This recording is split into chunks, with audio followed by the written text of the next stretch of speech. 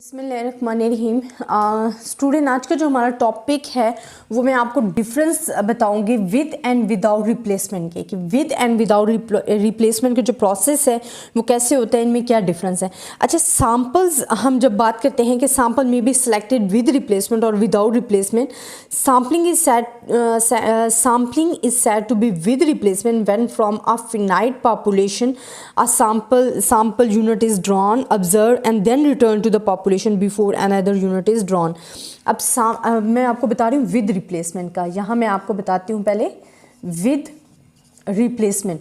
इसमें आपके पास क्या होता है स्टूडेंट, हमारे पास जब भी हम बात कर रहे हैं विद रिप्लेसमेंट की, तो आपको पता चल रहा है कि उसी चीज़ को हमने दोबारा रिप्लेस करना है। एक तो आपके पास जो पॉपुलेशन होगी, फर्स्ट ऑफ ऑल जो आपने माइंड में रखना है, इसी से आपकी डेफिनेशन भी क्लियर हो जाएगी। मैं पहले आप सुन लें।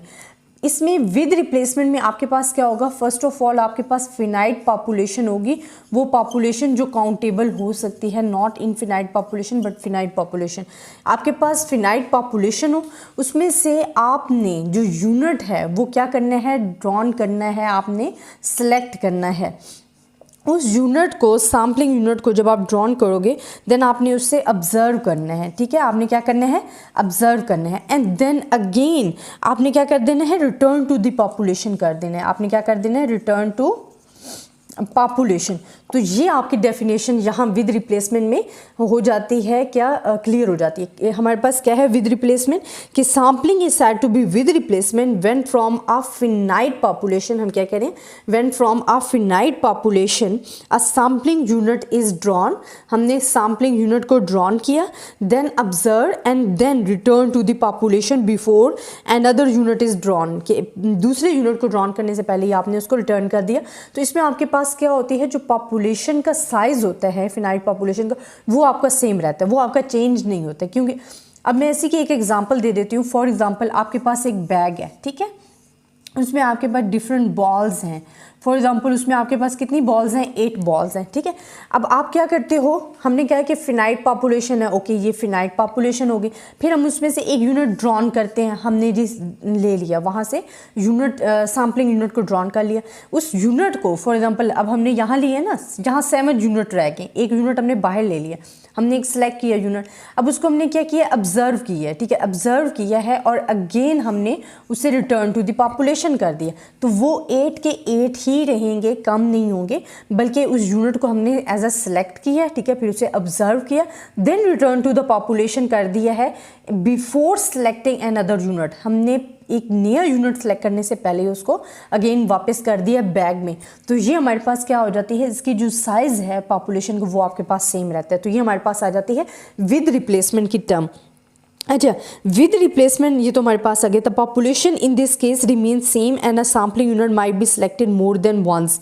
अब हमारे पास क्या होता है कि आपको मैंने बता दिया कि इसमें जो हमारी टोटल पॉपुलेशन है वो आपकी क्या रहेगी, सेम रहेगी। ठीक है, और आपके पास क्या होगा कि जो हम यूनिट सेलेक्ट करें, हो सकता है वो more than once time select हो। ठीक है, क्योंकि हम तो एज ए सैम्पल सेलेक्ट करें।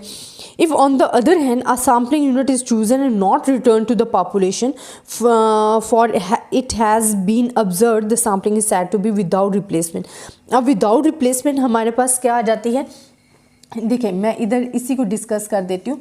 विदाउट रिप्लेसमेंट, हमने विद रिप्लेसमेंट तो हमें समझ आ गया। अब विदाउट रिप्लेसमेंट का मीनिंग क्या है, कि हमारे पास क्या है, फिनाइट पॉपुलेशन है,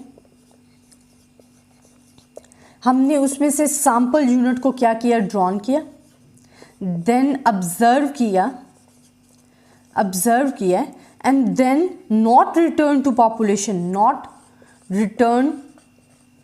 टू पॉपुलेशन, और उससे हमने पॉपुलेशन में रिटर्न नहीं किया।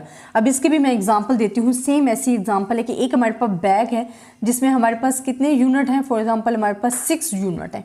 हमने क्या किया है, उसमें से एक सैम्पल जो है वो सिलेक्ट किया, उसे ड्रॉन किया है, फिर उसी सैम्पल को हमने क्या किया, ऑब्जर्व किया है एंड फिर उसको हमने रिटर्न नहीं किया है। इसको हमने रिटर्न जो है वो नहीं किया है, बल्कि इसको हमने आउट ही कर दिया। तो ये हमारे पास आ जाता है विदाउट रिप्लेसमेंट, कि आप फिनाइट पॉपुलेशन में से अपने सैम्पलिंग यूनिट्स को ड्रॉन करते हो, देन ऑब्जर्व करते हो, but not return to the population is called a without replacement. तो ये आपकी क्या आ जाती है, डेफिनेशन भी आ जाती है और आपको इधर से समझ। तो ये क्लियरली आप देख लें स्टूडेंट, इनमें डिफरेंस।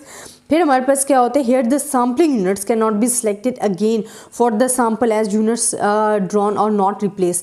फिर हम तो इधर कहते थे कि हमारे पास जो सैम्पल साइज़ होता है वो सेम रहता है, पॉपुलेशन साइज़ जो है वो हमारे पास सेम रहता है, बट यहाँ हमारे पास पॉपुलेशन साइज़ सेम नहीं रहता बल्कि कम होता जाता है क्योंकि हम उस यूनिट को निकाल देते हैं। देन आप कहते हो कि आपका यहाँ जो यूनिट हमारे पास विद रिप्लेसमेंट में सेलेक्ट हो रहे हैं वो आप हो सकता है मोर देन वंस टाइम भी सिलेक्ट हो, बट यहाँ आपके पास ये सिचुएशन नहीं होती क्योंकि आप जब एक यूनिट निकाल देते हो आप उसको दोबारा रिटर्न नहीं करते हो, तो जो आपका यूनिट है वो ओनली वन टाइम ही एज अ यूनिट सेलेक्ट होगा। अब इसमें हमारे पास क्या आ जाता है, when sampling is perform with replacement a finite population can theoretically be consider as an infinite population and a sample of any size can be drawn because population is not exhaustive. तो ये student हमारे पास difference आ जाता है with sampling with and without replacement. I hope student आपको इनका difference समझ में आया होगा। इंशाल्लाह नेक्स्ट हम डिस्कस करेंगे sampling and non sampling errors के बारे में कि हमारे पास sampling and non sampling error क्या होते हैं। अगर इस वीडियो में कोई कन्फ्यूजन है या आपको with and without replacement sampling में कोई कन्फ्यूजन है तो आप मुझसे पूछ सकते हैं कमेंट्स में, इंशाल्लाह मैं आपको रिस्पॉन्स दूंगी। तब तक के लिए अल्लाह। बिस्मिल्लाहिर्रहमानिर्रहीम। स्टूडेंट आज का जो हमारा टॉपिक है वो बेसिकली है sampling and non sampling error. Student ये जो मैं आपको बता रही हूँ कि प्रोबेबिलिटी और नॉन प्रोबेबिलिटी सैम्पलिंग या sampling with and without replacement या sampling and non sampling error जो मैं आपसे डिस्कस कर रही हूँ, ये स्टूडेंट आपके पास अक्सर क्वेश्चंस जो हैं थ्योरी में जो स्टूडेंट्स मैंने क्योंकि पैटर्न तमाम बोर्ड के डिस्कस किए हुए हैं मेरे चैनल पे हैं, आप देख सकते हैं, तो उनमें अक्सर मैंने देखा है कि जो आपके प्रीवियस पेपर्स हैं उनमें इनके डिफरेंस बहुत ज़्यादा पूछ लिए जाते हैं कि what is the difference between the sampling and non sampling error, what is the difference between with and without replacement.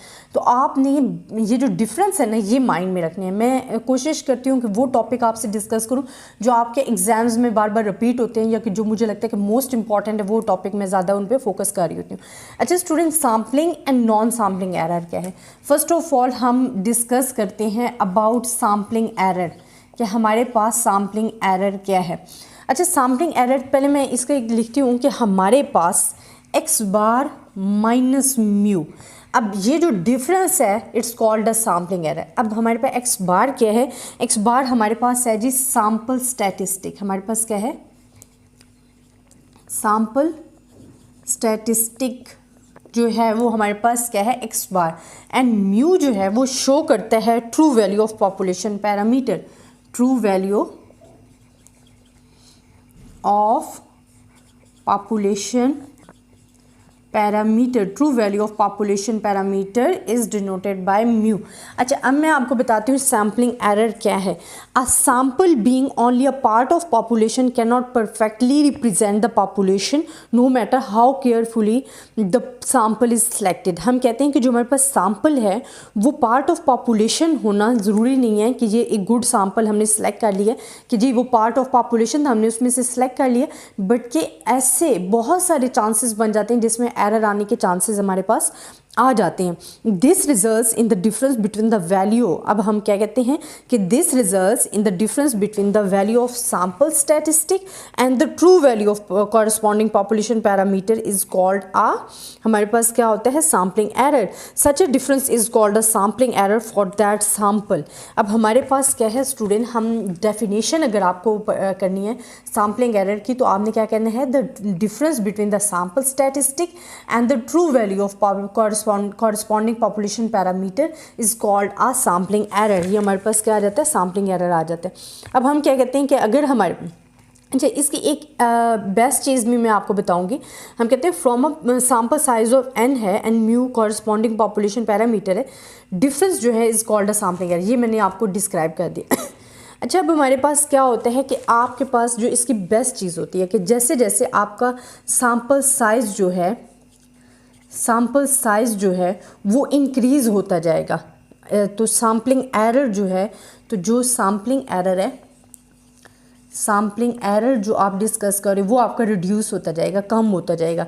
आपके पास क्या होगा, जैसे जैसे आप अपना सैम्पल साइज को इंक्रीज करते जाओगे, आपका जो सैम्पलिंग एरर जो हम डिस्कस करें वो क्या होता जाएगा, रिड्यूस होता जाएगा। And the complete enumeration there is no sampling error as x bar becomes equals to mu. तो हमारे पास क्या होगा कि एट द एंड जब आपका जो कंप्लीट सेंसेस होगी, क्योंकि हम कहते हैं जैसे जैसे हमारा सैम्पल साइज बढ़ता जाता है सैम्पलिंग एरर हमारा रिड्यूस होता जाए, तो एट द एंड आपके पास क्या हो जाता है कि x bar is equals to mu हो जाता है, जो सैम्पलिंग एरर है वो रिड्यूस हो जाता है, बिल्कुल ख़त्म हो जाता है, कम हो जाता है। तो ये हमारे पास इसके लिए बेस्ट है। समझा जाता है कि sampling error is measured by which is non reliability which is related to the variance of the sample statistic. And एक और हम कहते हैं कि the smaller the variance the greater the reliability of the sample results will be. एक और चीज़ इसमें हमारे पास आ जाता है कि जब हम वेरिएंस के साथ डिस्कस कर रहे हैं, कि जब हम वेरिएंस को डिस्कस कर रहे हैं तो स्मॉलर वेरिएंस होगा तो उतनी रिलायबिलिटी हमारे पास क्या होगी, ज़्यादा होगी। जो रिलायबिलिटी है वो उतनी ही आपके पास क्या होगी, ज़्यादा होगी। वेरिएंस स्मॉलर होगा, रिलायबिलिटी ज़्यादा होगी। हम पहले भी हम डिस्कस कर चुके हैं अपने पार्ट 1 में। अच्छा, ये तो हमारे पास डिस्कशन आ गई सैम्पलिंग एरर। अब नॉन सैम्पलिंग एरर क्या है कि हम कहते हैं from sampling error which arise because of sample comparison only a portion of population, there are errors which occurs at the stages of gathering processing of data regardless of whether a sample is complete census is taken. अच्छा, अब यहाँ हमारे पास जो non sampling error है ना student, जब हम discuss करते हैं नॉन सैम्पलिंग एरर, ये हमारे पास कब अकर होता है, जब हम क्या करते हैं, गैदरिंग एंड प्रोसेसिंग का जो डेटा है जिसमें पर्सनल जजमेंट आ जाती है, वहाँ हमारे पास नॉन सैम्पलिंग एरर जो अकर हो जाता है। These error are called the non sampling error. Non sampling errors include all kinds of human errors है। नॉन सैम्पलिंग एरर्स क्या करता है, इंक्लूड करता है all kinds of human mistakes जो हैं, ह्यूमन एरर्स जो हैं वो हमारे पास आ जाते हैं नॉन सैम्पलिंग एरर्स में। अब ह्यूमन एरर्स हमारे पास कहाँ का अकर हो सकते हैं, हम कहते हैं कि हमारे पास जो रिस्पॉन्स है, अगर आप कर रहे हो तो हमारे पास क्या आ जाते हैं, जो सैम्पलिंग फ्रेम है हमारे पास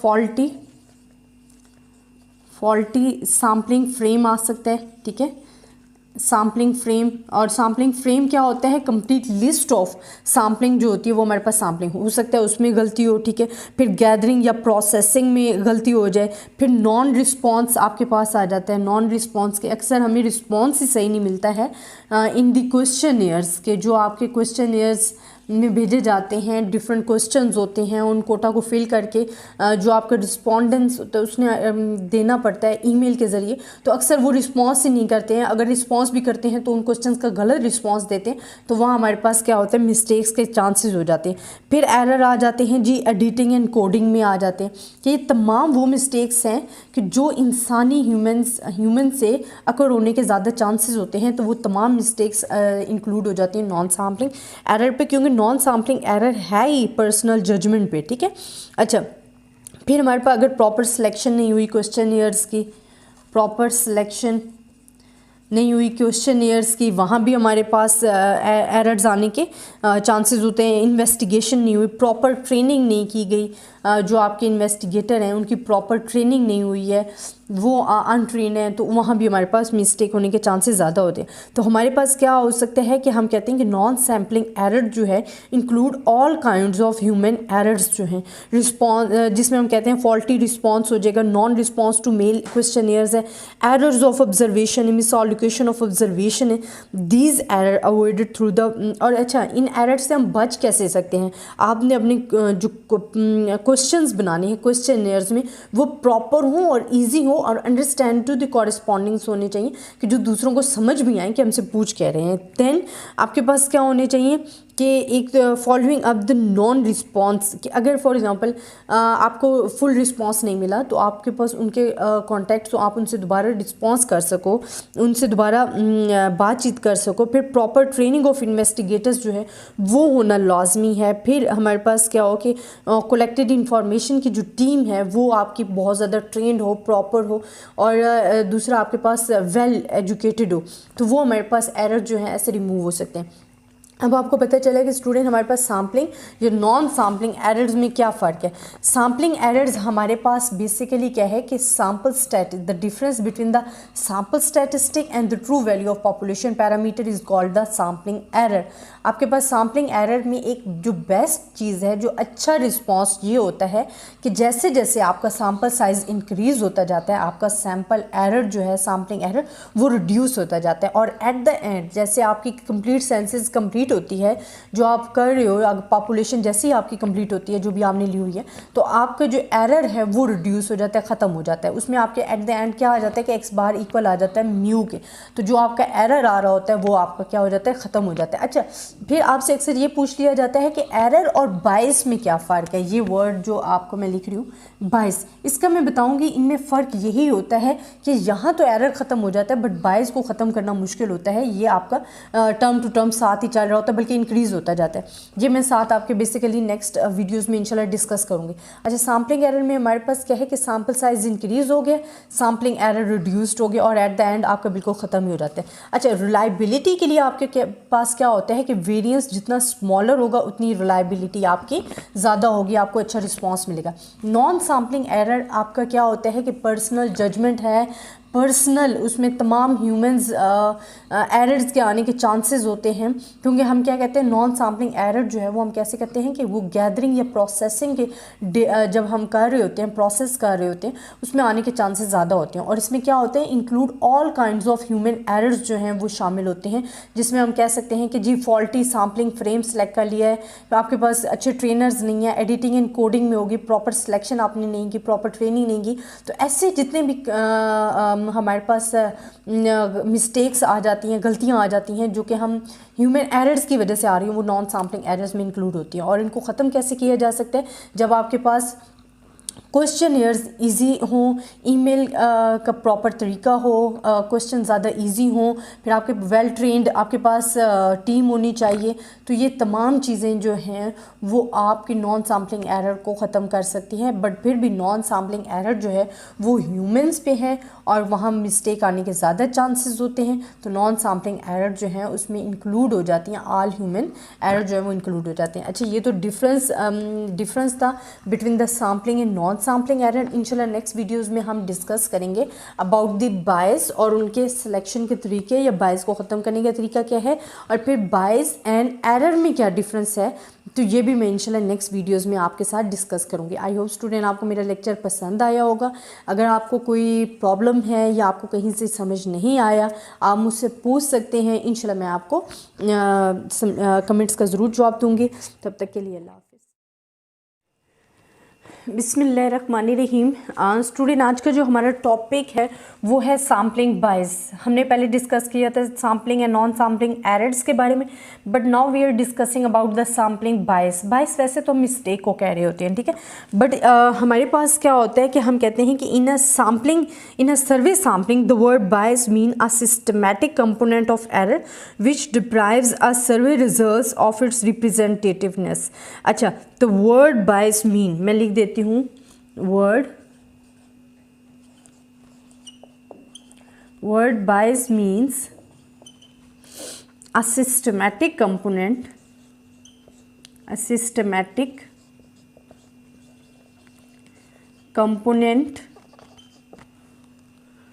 of error which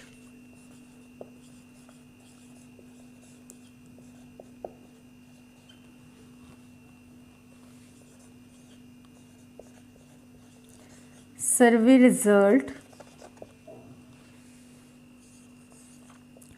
of its representativeness।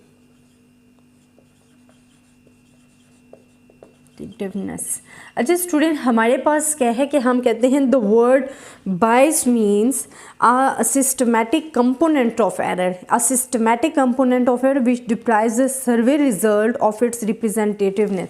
देखिए, फर्स्ट ऑफ ऑल 2-3 चीज़ें आपने याद रखनी है।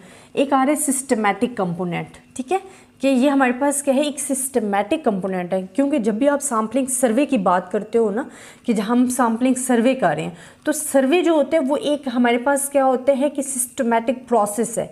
सिस्टमेटिक प्रोसेस क्या है कि हमें अपने ऑब्जेक्टिव का पता होना चाहिए, फिर हमें एक टीम तैयार करनी पड़ती है, फिर हमने उस डेटा को ऑब्जर्व करना होता है, तो रिजल्ट को ऑब्जर्व करना होता है, फिर हमने क्या उसका रिजल्ट निकालना होता है। तो ये तमाम जो है ना एक सिस्टमेटिक कंपोनेंट में इंक्लूड होते हैं।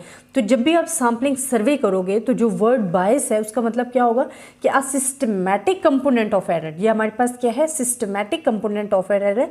एक सिस्टम के अंदर जो है ये एरर आ रहा है which deprives a survey result of its representativeness.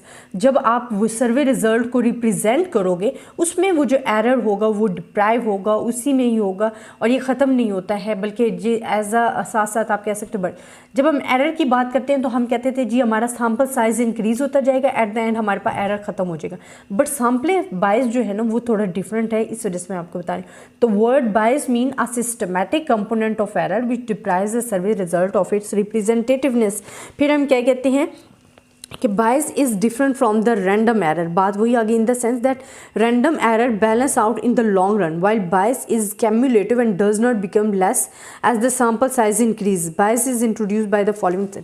हमारे पास क्या होता है कि ये हमारे पास क्या होता है, कैम्युलेटिव होता जाता है, इकट्ठा होता जाता है, बढ़ता जाता है, उसमें जमा होता जाता है। आप सैम्पलिंग हम बात कर रहे थे कि सैम्पलिंग एरर जो हमारे पास था वो क्या कहते थे, हम कहते कि जी हमारा सैम्पल साइज़ जो है, सैम्पल साइज़ वो बड़ा है, तो जो हमारे पास एरर वो हमारे पास क्या होता जा रहा है, रिड्यूस होता जा रहा है, और एट द एंड हम कहते थे x bar is equals to mu हो जाता है कि वो सैम्पलिंग एरर ही ख़त्म हो जाता है। बट बायस की जब आप बात करते हो तो बायस में हमारे पास क्या होता है कि जैसे जैसे सैम्पल साइज़ इंक्रीज़ होता जा रहा है, इसी तरह जो आपका बायस है, जो एरर है वो भी इंक्रीज़ होता जा रहा है, बट कि वो कैम्युलेट होता जा रहा है। तो ये चीज़ अच्छा, अब इसके मेथड्स क्या हैं मैं वो आपको बता देती हूँ, जो हमारे पास मेथड्स हैं फॉलोइंग ऑफ द बायस को। अब ये तो हमारे पास डिफरेंस आ गया इसका, मैं अगेन इसको रिपीट कर रही हूँ। इन a survey sampling the word bias means a systematic component of error which deprives the survey results of its representativeness. Bias is different from the random error in the sense that the random error balance out in the long run, while bias is cumulative and does not become less at the sample size increase. अब bias introduced by the following method of selection. अब हमारे पास इसके main 5 method जो है selection के। First हमारे पास जी आ जाता है डेलिब्रेट सिलेक्शन। ये हमारे पास क्या है, डेलिब्रेट सिलेक्शन। अच्छा, डेलिब्रेट सिलेक्शन में हमारे पास क्या आ जाता है स्टूडेंट, फर्स्ट हमारे पास टर्म जो है मेथड्स ऑफ द बायस है कि bias organised from deliberate selection which is based on personal judgement of which is representative. देखिए, डेलिब्रेट सिलेक्शन हमारे पास आज़ादाना सिलेक्शन है, तो ये हमारे पास क्या आ जाती है, इसमें आपके पास आ जाती है पर्सनल जजमेंट। क्या आ जाती है, पर्सनल जजमेंट आ जाती है। और जब पर्सनल जजमेंट आ जाती है तो स्टूडेंट, अगर आपके पास जो ट्रेनर है वो वेल ट्रेन नहीं है, या जब भी आप क्योंकि ह्यूमंस हैं तो हमारे पास मिस्टेक के आने के चांसेस ज़्यादा हो जाते हैं, तो पर्सनल जजमेंट जब आपके पास आ जाती है तो वहाँ आपके मिस्टेक्स के जो चांसेस है वो बढ़ जाते हैं। डेलिब्रेट सिलेक्शन आज़ादाना सिलेक्शन आप कह सकते हो उर्दू में, कि bias organised from the deliberate selection which is based on personal judgement of what is representative. जो हमारे पास बेस करता है पर्सनल जजमेंट पे, जो चीज़ आप रिप्रेजेंट कर रहे हो व्हाट इज़ रिप्रेजेंटेटिव, तो इसमें आपके एरर के चांसेस, बायस के चांसेस बढ़ जाते हैं। अच्छा, सेकेंड आप कहते हो सब्सटीट्यूशन। देखिए, नेम से ही पता चल रहा है, यहाँ हमने डेलिब्रेट सिलेक्शन का, यहाँ भी आपको पता है आज़ादाना सिलेक्शन, कि हम पर्सनल जजमेंट बेस कर रहा होता है जो चीज़ हम रिप्रेजेंट करते हैं। अब सब्सटीट्यूशन भी आपको पता चल रहा है नेम से कि हम सब्सटीट्यूट करेंगे।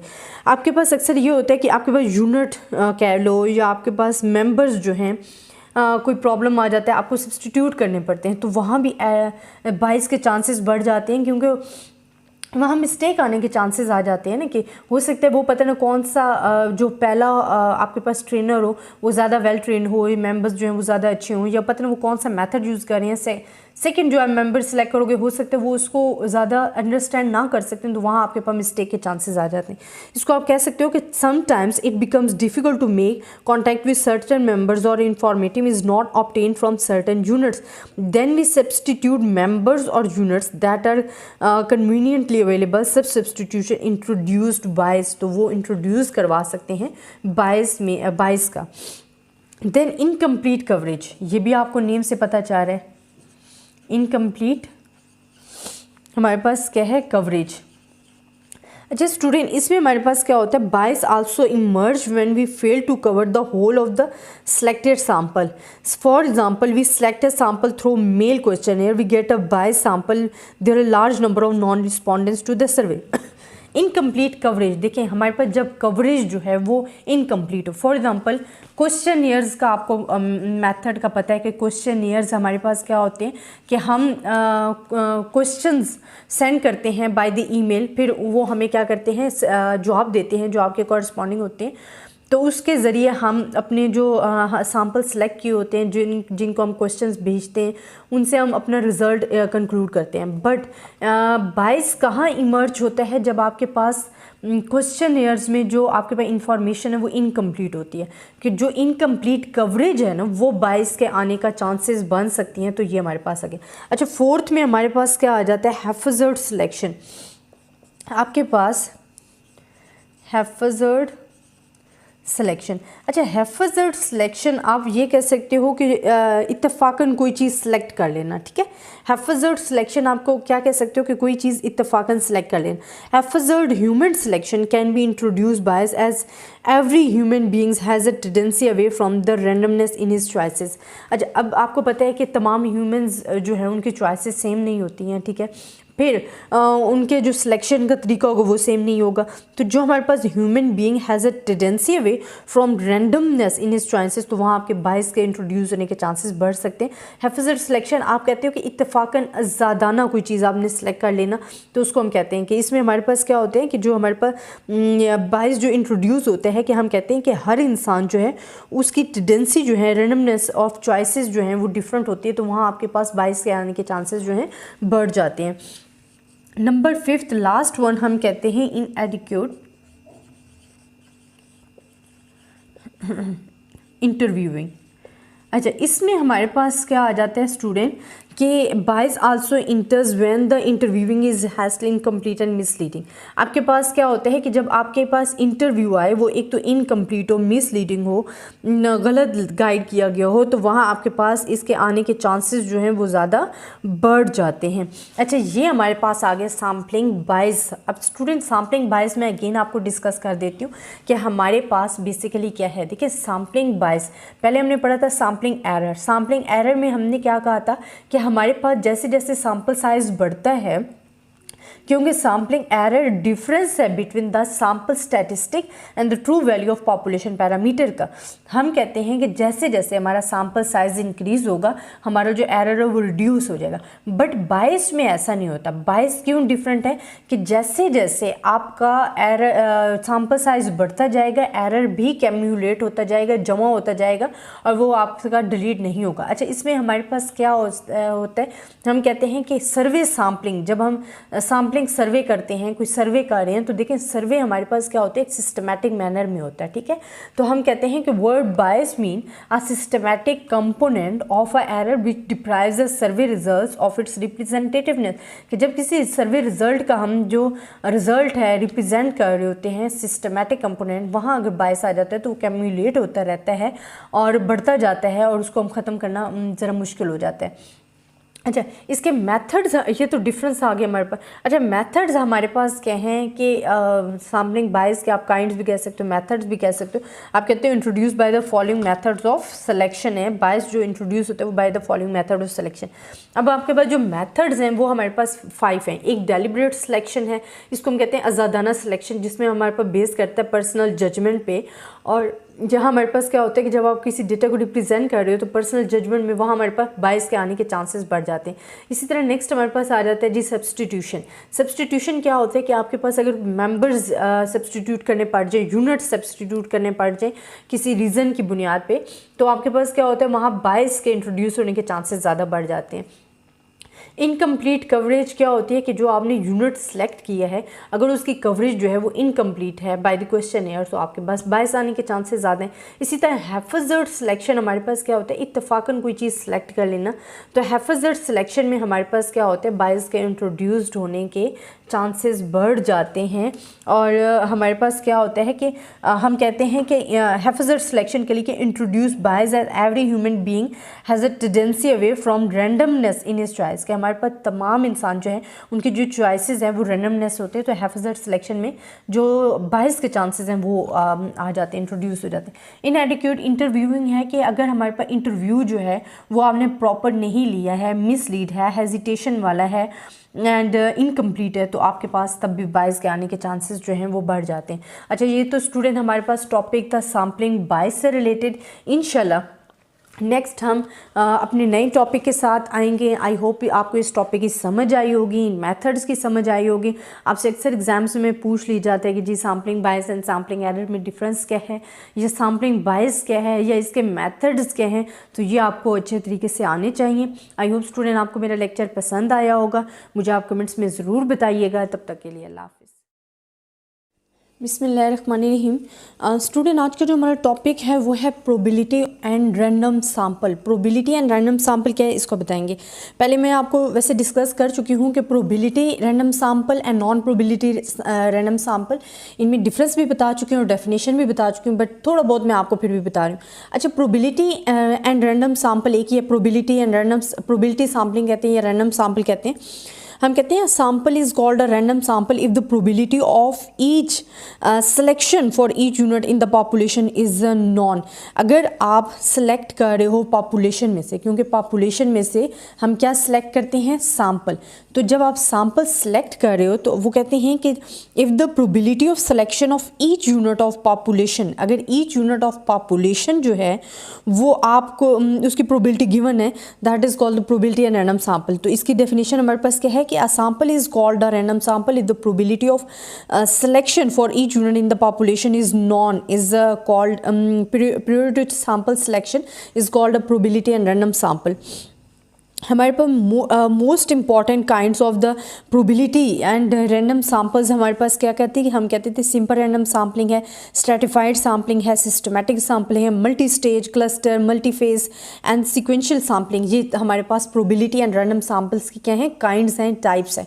अब मैं आपको बताती हूँ कि ये जो जितनी भी हमने काइंड्स बताई हैं ये मैं साथ साथ आपको डिस्कस करती जाऊँगी, बट फर्स्ट ऑफ ऑल हम डिस्कस करेंगे सिंपल, जो फर्स्ट इसकी काइंड है सिंपल रैंडम सैम्पल। अच्छा, सिंपल रैंडम सैम्पल हमारे पास क्या है, पहले मैं आपसे वो डिस्कस करती हूँ कि हमारे पास सिंपल रैंडम सैम्पल क्या है। A sample is defined to be a simple random sample और it's also shows by SRS, abbreviation है इसकी, जिसको हम कहते हैं सिंपल रैंडम सैम्पल। तो आपके पास क्या है कि सिंपल रैंडम सैम्पल जो है वो कैसे डिफाइन होगा, if it is selected in such a manner.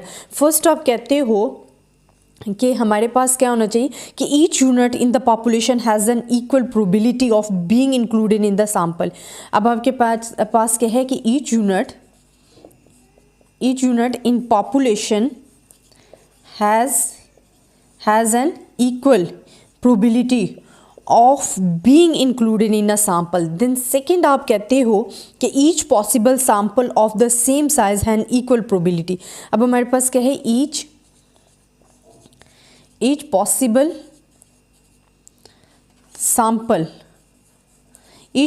sample of same size has an equal probability of being and sample selected.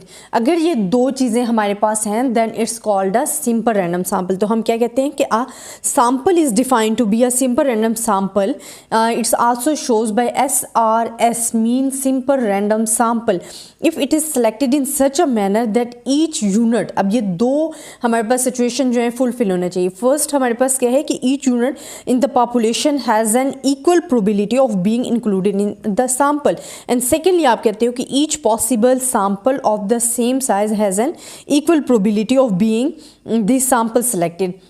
अगर ये दो सिचुएशन के हमारे पास क्या है कि पॉपुलेशन के जो आप यूनिट सेलेक्ट करें, एक तो उसकी इक्वल प्रोबेबिलिटी होनी चाहिए, फिर आप कहते हो कि ईच पॉसिबल सैंपल जो आपका है वो सेम साइज होना चाहिए और इक्वल प्रोबेबिलिटी होने चाहिए, then we can say that it's a simple random sample. तो ये आपकी डेफिनेशन भी हो जाती है and situation for fulfilling satisfy करने के लिए सिंपल रैंडम सैंपल को ये भी आपके पास आ जाती है। अच्छा, अब हमारे पास क्या आ जाता है स्टूडेंट, सेकेंड हम कहते हैं कि selection of simple random sample के मेथड क्या है। ठीक है, तो हमारे पास सेकंड क्या है कि सिलेक्शन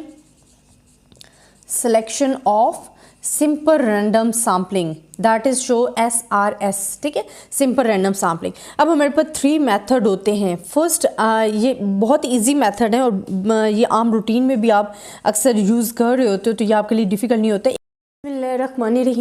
बिस्मिल्लाहिर्रहमानिर्रहीम। स्टूडेंट, आज का जो हमारा टॉपिक है वो प्रोबेबिलिटी एंड रैंडम सैंपल है, बट उसमें हम अब सेकंड टर्म को डिस्कस करेंगे। इससे पिछली वीडियो में हमने सिंपल रैंडम सैंपल डिस्कस किया था, अब हम पढ़ेंगे स्ट्रेटिफाइड रैंडम सैंपल। कि हमारे पास स्ट्रेटिफाइड रैंडम सैंपल हमारे पास क्या होता है। स्टूडेंट, फर्स्ट ऑफ ऑल मैं आपको बताती हूँ कि स्ट्रेटिफाइड रैंडम सैंपल की कुछ चीज़ें। एक तो हम ग्रुप्स में डिवाइड कर देते हैं पॉपुलेशन को और होमोजीनियस ग्रुप्स में डिवाइड करते हैं। अब मैं इसका बताती हूँ कि a sample of size n is defined to be stratified random sample if it is selected from a population which has been divided into number of non-overlapping groups or subpopulation called strata। अब हम जो हमारी population है, हम कहते हैं, यहाँ से मैं आपको बता दूँ कि हम कहते हैं कि a sample of size n is defined to be stratified random sample। अगर हम क्या कहते हैं, if it is selected, अब sample जो है if it is selected from a population, अब इसमें हम कहते हैं सैम्पल साइज n जो है वो हम if it is selected from the population which population has been divided into number of non overlapping groups. ये किस में डिवाइड होता है, non overlapping groups and sub randoms sub population call strata. तो इसको हम क्या कहते हैं, एंड सब पॉपुलेशन ये हमारे पास कहलाता है strata.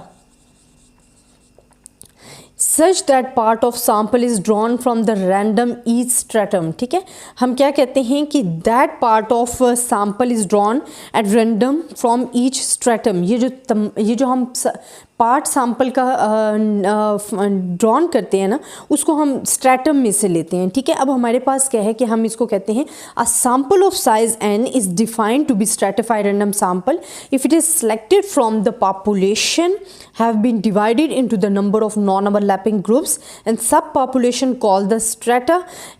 That part of sample is drawn at random from each stratum. State differently at heterogeneous population. अच्छा स्टूडेंट, हमारे पास क्या होता है कि इसमें हमारे पास हेट्रोजीनियस पॉपुलेशन होती हैं, बट हमने इसको सिमिलरली करना होता है होमोजीनियस पॉपुलेशन में। होमोजीनियस पॉपुलेशन लेनी होती है। ठीक है, हम इसको सब ग्रुप्स में डिवाइड कर देते हैं। मेन चीज़ इसका क्या होता है कि जो आपके पास पॉपुलेशन होती है वो लार्ज होती है, आपने उसका जो सैम्पल है उसको मेन डिवाइड करना होता है सब ग्रुप्स में, बट वो non overlapping groups. Overlapping groups क्या होते हैं, जो एक दूसरे में कुछ ना कुछ वैल्यूज़ आ रही होती हैं, बट ये हमारे पास क्या होनी चाहिए, नॉन ओवरलैपिंग ग्रुप्स होने चाहिए, या सब पॉपुलेशन इसको कह सकते हो और ईच स्ट्रेटा कह सकते हो। स्ट्रेटिफाइड रैंडम सैम्पल यहाँ हमारे पास आ जाती है। फिर हम कहते हैं कि पॉपुलेशन में be stratified according to the size such as a large, medium and small, to the administrative grouping such as a province and distinct to the geographical areas such as urban and rural, characteristics such as the age group, family size, education, tastes of consumer. The advantage of stratified random sampling are low cost. अच्छा student, first of all मैं आपको क्या बताऊँ कि जो हमारे पास population है ना, may be stratified according to the size such as. अब हमारे पास क्या हो सकता है, लार्ज हो सकता है, मीडियम हो सकता है, स्मॉल हो सकता है। ये क्या है कि नॉन ओवरलैपिंग ग्रुप्स हैं, सब ग्रुप्स में हम पॉपुलेशन को डिवाइड कर देते होते हैं। ठीक है, अब वो स्ट्रेटिफाइड हमारे पास क्या हो जाता है, स्ट्रेटा। ईच सब population is called the strata. ये हमारे पास स्ट्रेटा हैं 3। अब हम कहते हैं कि जो पॉपुलेशन है वो हो सकता है हमारे पास स्ट्रेटिफाइड के अकॉर्डिंग कि वो लार्ज हो, मीडियम हो या स्मॉल हो। ठीक है, फिर एडमिनिस्ट्रेटिव ग्रुपिंग में हम क्या कह सकते हैं, या हमारे पास प्रोवेंसेस आ जाते हैं, हम उनको डिवाइड कर लेते हैं ना, स्ट्रेटिफाइड कर लेते हैं, स्ट्रेटा बना लेते हैं। या हमारे पास क्या आ सकते हैं, डिस्ट्रिक्ट्स आ जाते हैं, इस तरह हम डिवाइड कर लेते हैं। फिर हमारे पास अगर जियोग्राफिकल हम ले रहे हैं तो हम कहते हैं area such as urban urban and rural area में हम क्या कर लेते हैं, इनको डिवाइड कर देते हैं, ये स्ट्रेटा बना लेते हैं इनके। अब देखें अर्बन एरियाज हो सकता है रूरल एरिया से ज़्यादा बड़े हों, ठीक है, तो ये चीज़ जो है बड़े छोटे हो सकते हैं, बट आपने उनको मेन अब नॉन ओवरलैपिंग ग्रुप्स में डिवाइड करना है। उस तरह आपके लिए जो पॉपुलेशन है जब लार्ज होती है तो आप उसे ईजिली डिस्कस कर सकते हो, ठीक है। अब इसी के मैं आपको एडवांटेज बताती हूँ कि आपके पास एडवांटेज क्या होंगे स्ट्रेटिफाइड रैंडम सैंपल के। अच्छा स्टूडेंट, हमारे पास जो एडवांटेजेस होते हैं इसके, अक्सर हमसे एग्जाम्स में पूछ लिया जाता है कि what is the advantages of stratified random sample. तो आपको स्ट्रेटा में तो हमने डिवाइड कर दिया है, सब ग्रुप्स में डिवाइड कर दिया, स्ट्रेटा में डिवाइड कर दिया, फिर उनमें से हम सैंपल लेके जो हमने उस पर ऑब्जर्वेशन करनी होती है, हमने उस पर वर्क करना होता है, वो हमारे लिए ईजी हो जाता है, क्योंकि लार्ज पॉपुलेशन के लिए हमें करना बहुत ज़्यादा डिफ़िकल्ट हो जाता है। अब इसके एडवांटेजेस हमारे पास क्या हो जाता है कि हम कहते हैं स्ट्रेटिफाइड रैंडम सैंपल जब हम उसे छोटे छोटे ग्रुप्स में डिवाइड कर देंगे तो ये हमारे लिए क्या हो जाएगी, लो कॉस्ट हो जाएगी, ठीक है। फिर क्या हमारे लिए क्या हो जाएगी, टाइम सेविंग भी आपके पास हो जाएगी कि बड़ी पॉपुलेशन को आपने अगर ऑब्जर्व करना है तो उससे आप जो छोटे छोटे ग्रुप्स लोगे उसको आप बेटर ऑब्जर्व कर सकते हो और टाइम सेव कर सकते हो। फिर ग्रेटर एक्यूरेसी आ जाता है कि आपकी जो एक्यूरेसी है वो आपकी ज़्यादा बढ़ जाएगी, ठीक है, एक्यूरेसी आपके पास आ जाएगी। फिर बेटर कवरेज हमारे पास क्या होगा कि जब आपके पास जो पॉपुलेशन है, अगर हमारे पास पॉपुलेशन बहुत ज़्यादा लार्ज है, ठीक है, उसको कवर करना हमारे लिए ज़रा डिफ़िकल्ट हो जाएगा, क्योंकि हमारे लिए एक तो कॉस्ट ज़्यादा लगेगी, फिर टाइम बहुत ज़्यादा, फिर हमें उसी तरीके से ट्रेन पीपल भी चाहिए होंगे।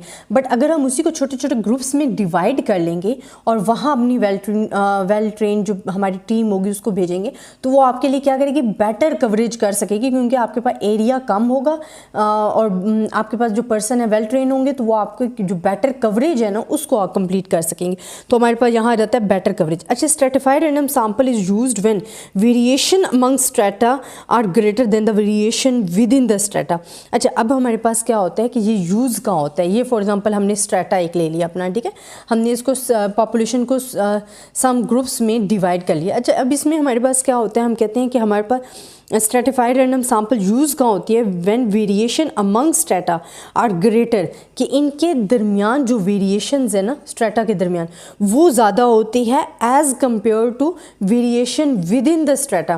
कि अगर हम विद इन स्ट्रेटा देखें तो विद इन स्ट्रेटा जो वेरिएशन है वो कम होती है, बट अमंग द स्ट्रेटा जो वेरिएशन होती हैं वो ज़्यादा होती हैं। Then we use the stratified random sample. तो स्ट्रेटिफाइड रैंडम सैंपल हम तभी यूज़ करते हैं। Information about some parts of population is desired, और इसलिए हम कब यूज़ करते हैं, when we need the population some parts of the information is required. हमें ओवरऑल इंफॉर्मेशन नहीं चाहिए होती है, बल्कि हमें किसी पार्ट ऑफ द पॉपुलेशन, जिन्हें हम कहते हैं कि हमें अर्बन एंड रूरल एरियाज़ में से अगर रूरल की चाहिए तो हम मुख्तलिफ स्ट्रेटा में डिवाइड करके हम रूरल एरियाज़ की इंफॉर्मेशन जो है ले लेंगे। तो वो डिज़ायर्ड इंफॉर्मेशन जो होती है ना, अगर हमने लेनी होती है तो उसके लिए भी हम स्ट्रेटिफाइड रैंडम सैंपल यूज़ कर रहे होते हैं। अच्छा स्टूडेंट, अब हमारे पास एक इसमें पर्पज़, इसका जो है मेन पर्पज़ हमने डिस्कस करना है कि स्ट्रेटिफाइड रैंडम सैंपल यूज़ करने का पर्पज़ क्या है। तो अब मैं आपको इसका पर्पज़ बताती हूँ कि हमारे पास स्ट्रेटिफाइड रैंडम सैंपल जो है वो यूज़ करने का पर्पज़ क्या है। मेन जो पर्पज़ इसके आप कह सकते हो, बेसिकली जो मेन पर्पज़ हैं वो आपके पास 3 पर्पज़ हैं। स्ट्रेटिफाइड रैंडम सैंपल जो कि प्रोबेबिलिटी एंड रैंडम सैंपल्स की काइंड्स में दूसरे नंबर पे आता है स्ट्रेटिफाइड रैंडम सैंपल। उसका जो पर्पज़ है वो मैं आपसे डिस्कस करने लगी। फर्स्ट आप कहते हो स्ट्रेटा ऑब्टेन्ड बाय सब dividing the heterogeneous population into homogeneous groups. हम क्या करते हैं कि जो हमारे पास हेट्रोजीनियस पॉपुलेशन होती है उसको हम क्या करते हैं, इनटू होमोजीनियस ग्रुप्स में डिवाइड कर देते हैं। अच्छा, होमोजीनियस ग्रुप्स क्या होते हैं कि जो ज़्यादातर सिमिलर लगते हैं, एक जैसे लगते हैं, ठीक है, तो उसको हम क्या करते हैं, होमोजीनियस ग्रुप्स में डिवाइड कर देते हैं। स्ट्रेटा ऑब्टेन बाय सब डिवाइडिंग हेट्रोजीनियस पॉपुलेशन। वो ये जो हेट्रोजीनियस पॉपुलेशन होते हैं हम इनको इनटू होमोजीनियस ग्रुप्स में डिवाइड कर देते हैं, क्योंकि हमें वही इन्फॉर्मेशन चाहिए होती है जो हमें डिज़ायर्ड इन्फॉर्मेशन चाहिए होती है दोनों ग्रुप्स में से। अच्छा, सेकेंड जो इसका पर्पज़ होता है हम कहते हैं कि secondly it proves improved estimates of population characteristic. It provides improved estimates, हमें ये प्रोवाइड करता है इम्प्रूव एस्टिमेट। इम्प्रूव एस्टिमेट्स क्या होते हैं कि हम जिस जो हमें क्वेश्चंस चाहिए और जिन पे हम वर्क कर रहे हैं, अगर हम फुल पॉपुलेशन लेंगे, अगर आपकी पॉपुलेशन लार्ज है तो उसमें आपके लिए जो फाइंड करने हैं वो क्वेश्चन वो ज़रा डिफ़िकल्ट हो जाएंगे। जब हम उसको डिफरेंट स्ट्रेटा में डिवाइड कर देते हो तो आपको जो आपके वर्कआउट करने में आसानी हो जाती है और इस तरह जो आप को एस्टिमेट हैं वो इम्प्रूव हो जाते हैं। तो ये हमें क्या प्रोवाइड करते हैं, provide improve estimates of the population characteristics. Thirdly, it reduce the variance of the estimator. अच्छा, ये क्या करते हैं, रिड्यूस वेरिएंस ऑफ एस्टिमेटर। अच्छा, ये हमें क्यों कहा गया है कि इट आल्सो, जो इसका पर्पज़ है कि it's also reduce variance of estimator.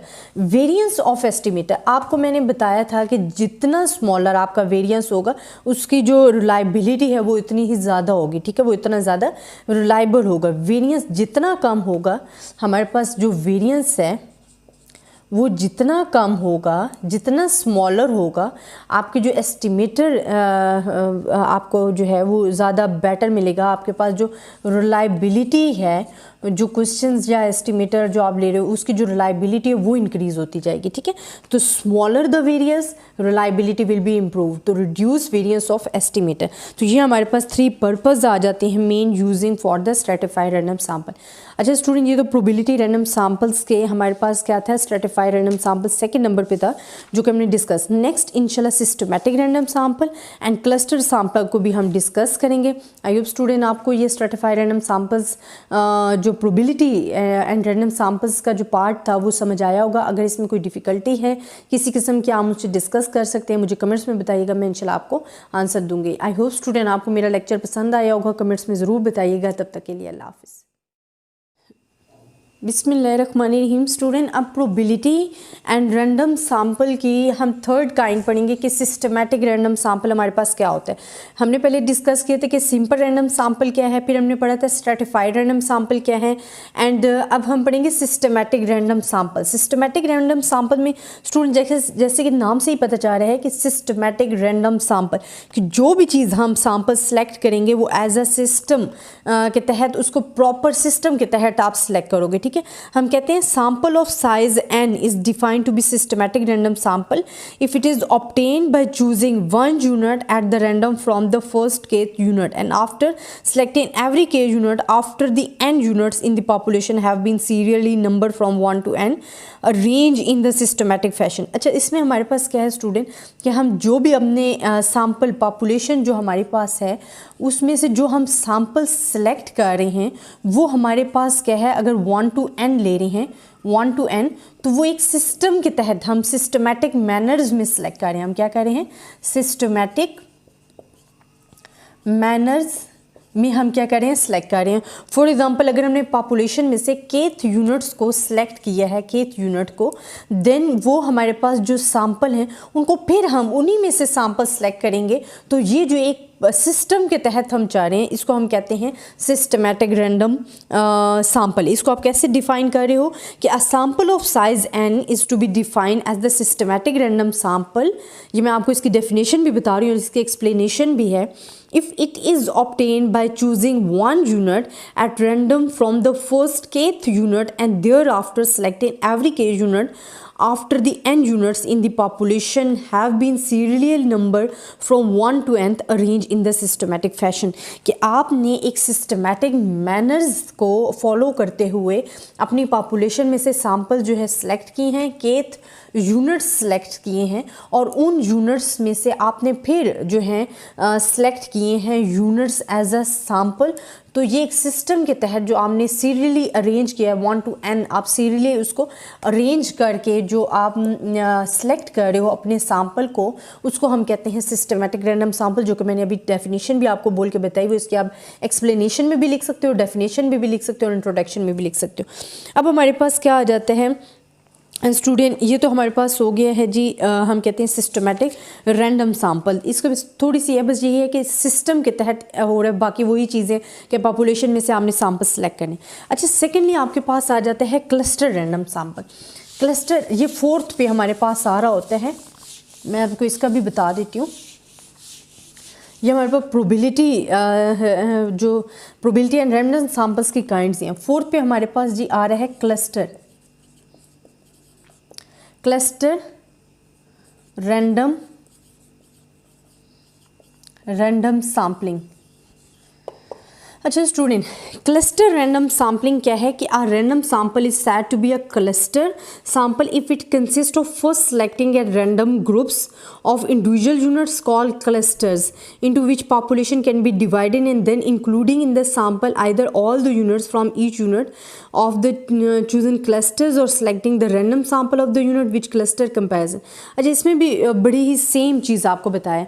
देखिए क्लस्टर कि हमारे पास पॉपुलेशन गिवन है, ठीक है, हम उनमें से ग्रुप्स जो हैं different groups for example A B and C हमने क्या की हैं ग्रुप्स जो हैं सेलेक्ट कर लिए हैं, ठीक है, and these groups is also called a clusters. ये हमारे पास क्या आ जाते हैं क्लस्टर्स आ जाते हैं, ठीक है।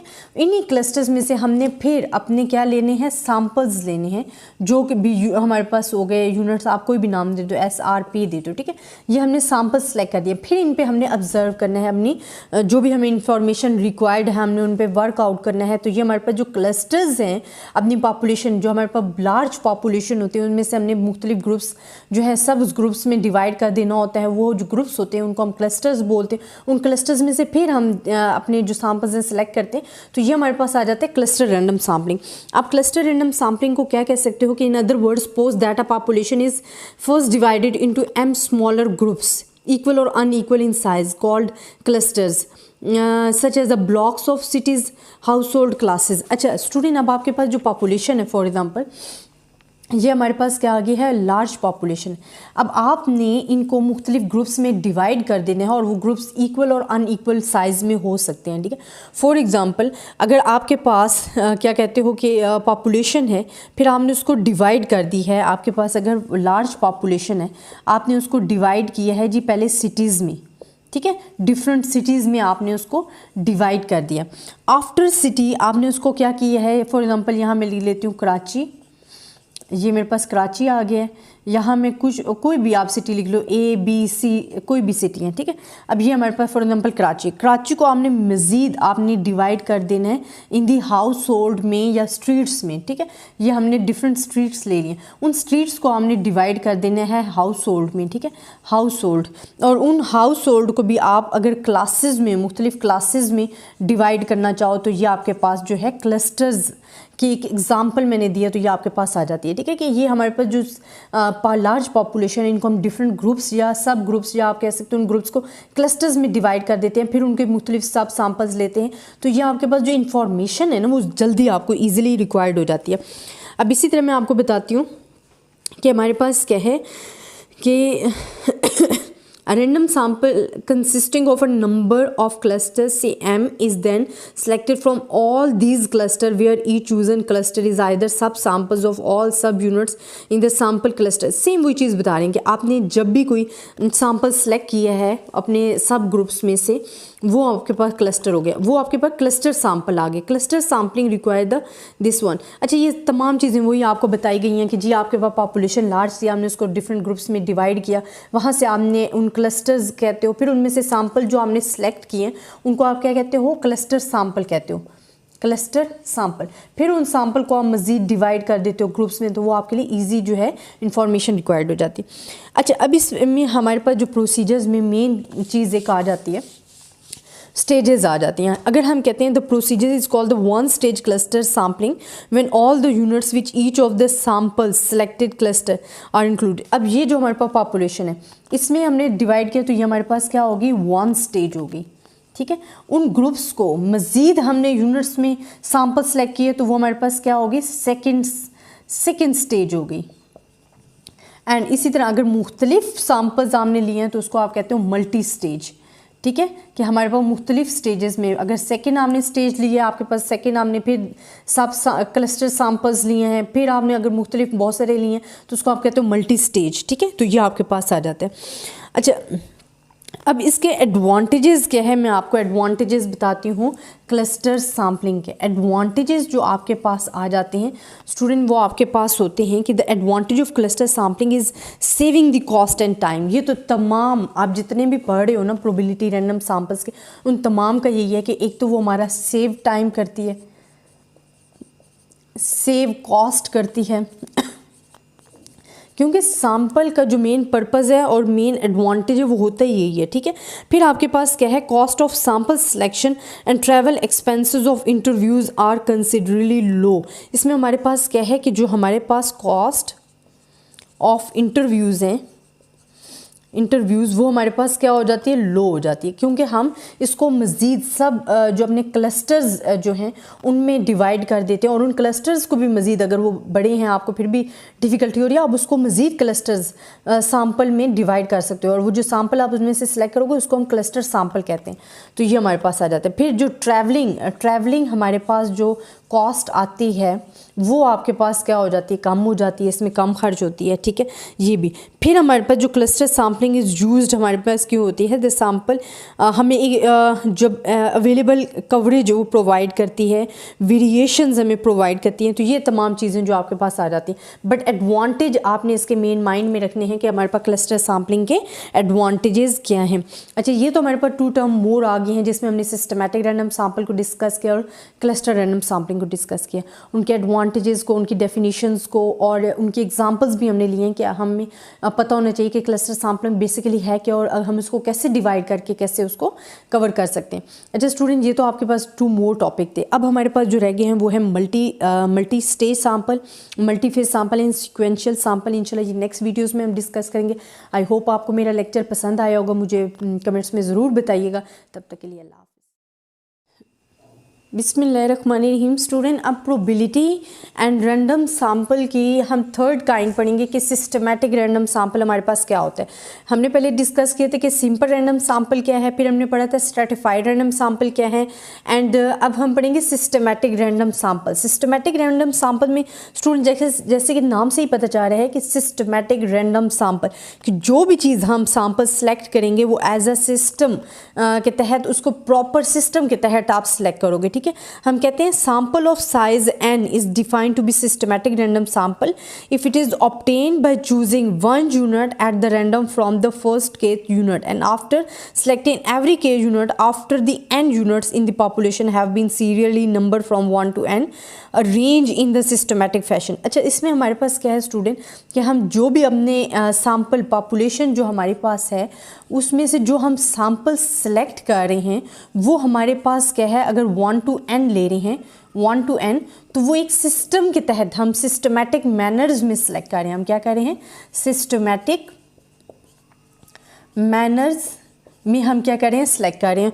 फॉर एग्जांपल, अगर हमने पॉपुलेशन में से केथ यूनिट्स को सिलेक्ट किया है, केथ यूनिट को, देन वो हमारे पास जो सैम्पल हैं उनको फिर हम उन्हीं में से सैम्पल सेलेक्ट करेंगे। तो ये जो एक सिस्टम के तहत हम चाह रहे हैं इसको हम कहते हैं सिस्टमैटिक रैंडम सैम्पल। इसको आप कैसे डिफाइन कर रहे हो कि a sample of size n is to be defined as the systematic random sample. ये मैं आपको इसकी डेफिनेशन भी बता रही हूँ और इसकी एक्सप्लेनेशन भी है। if it is obtained by choosing 1 unit at random from the first kth unit and thereafter selecting every k unit after the n units in the population have been serially numbered from 1 to nth arranged in the systematic fashion। कि आपने एक systematic manners को follow करते हुए अपनी population में से sample जो है सेलेक्ट किए हैं, केथ यूनिट्स सेलेक्ट किए हैं और उन यूनिट्स में से आपने फिर जो हैं सेलेक्ट किए हैं यूनिट्स एज अ सैम्पल। तो ये एक सिस्टम के तहत जो आपने सीरियली अरेंज किया है 1 to n, आप सीरियली उसको अरेंज करके जो आप सेलेक्ट कर रहे हो अपने सैम्पल को, उसको हम कहते हैं सिस्टमैटिक रैंडम सैम्पल। जो कि मैंने अभी डेफिनेशन भी आपको बोल के बताई, वो इसकी आप एक्सप्लेनेशन में भी लिख सकते हो, डेफिनेशन में भी लिख सकते हो और इंट्रोडक्शन में भी लिख सकते हो। अब हमारे पास क्या आ जाता है स्टूडेंट, ये तो हमारे पास हो गया है जी, हम कहते हैं सिस्टमैटिक रैंडम सैम्पल। इसको थोड़ी सी है बस यही है कि सिस्टम के तहत हो रहा है, बाकी वही चीज़ें कि पॉपुलेशन में से आपने सैम्पल सेलेक्ट करने। अच्छा, सेकेंडली आपके पास आ जाता है क्लस्टर रैंडम सैम्पल। क्लस्टर ये 4th पे हमारे पास आ रहा होता है, मैं आपको इसका भी बता देती हूँ। ये हमारे पास प्रोबेबिलिटी जो प्रोबेबिलिटी एंड रैंडम सैंपल्स की काइंड्स हैं। फोर्थ पे हमारे पास जी आ रहा है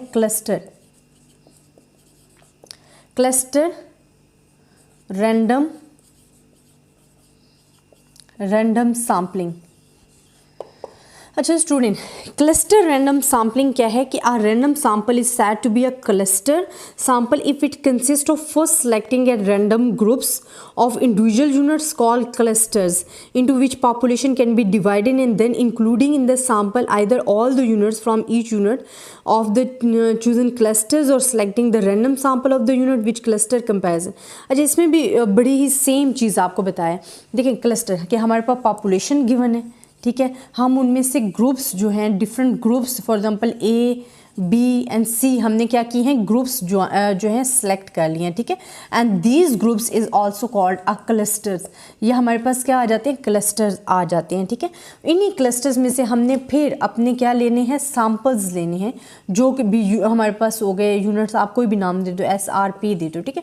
ये हमने सैम्पल्स सेलेक्ट कर दिए, फिर इन पे हमने ऑब्जर्व करना है अपनी जो भी हमें इंफॉर्मेशन रिक्वायर्ड है हमने उन पर वर्कआउट करना है। तो ये हमारे पास जो क्लस्टर्स हैं अपनी पॉपुलेशन जो हमारे पास लार्ज पॉपुलेशन होती है उनमें से हमने मुख्तलिफ ग्रुप्स जो है सब उस ग्रुप्स में डिवाइड कर देना होता है। वो जो ग्रुप्स होते हैं उनको हम क्लस्टर्स बोलते हैं। उन क्लस्टर्स में से फिर हम अपने जो सैम्पल्स हैं सेलेक्ट करते हैं। तो ये हमारे पास आ जाता है क्लस्टर रैंडम सैम्पलिंग।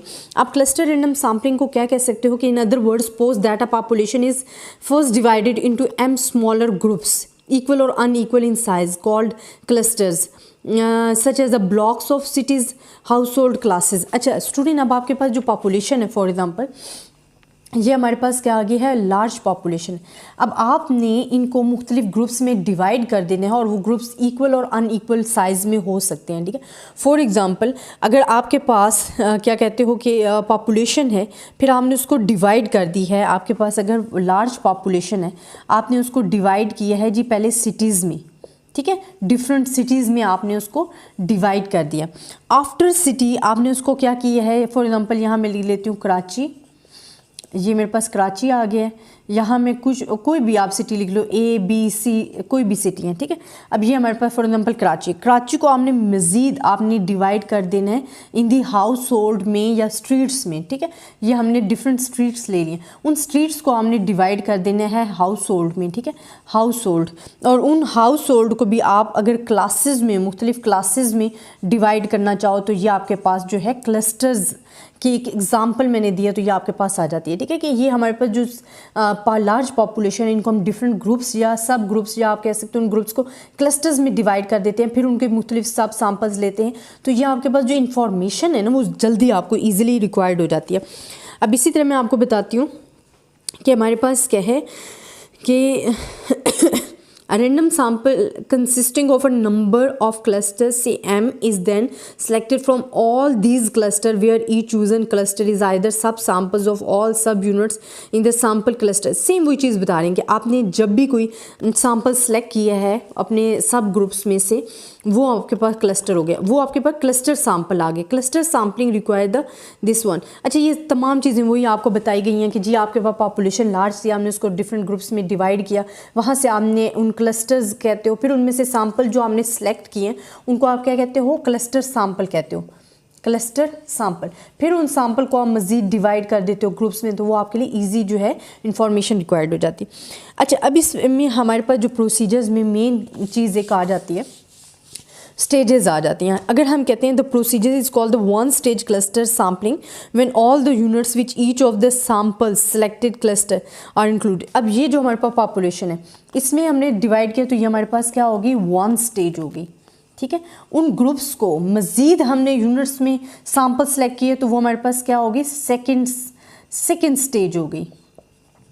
एंड इसी तरह अगर मुख्तलिफ सैम्पल्स हमने लिए हैं तो उसको आप कहते हो मल्टी स्टेज, ठीक है। कि हमारे पास मुख्तलिफ स्टेजेस में अगर सेकेंड आपने स्टेज लिए आपके पास सेकेंड आपने फिर सब क्लस्टर सैम्पल्स लिए हैं, फिर आपने अगर मुख्तलिफ बहुत सारे लिए हैं तो उसको आप कहते हो मल्टी स्टेज, ठीक है। तो ये आपके पास आ जाता है।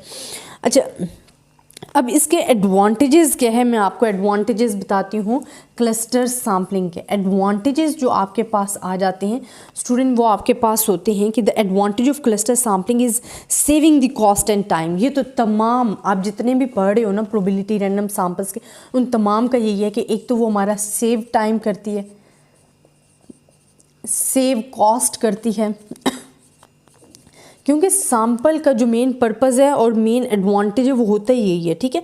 फिर आपके पास क्या है, cost of sample selection and travel expenses of interviews are considerably लो।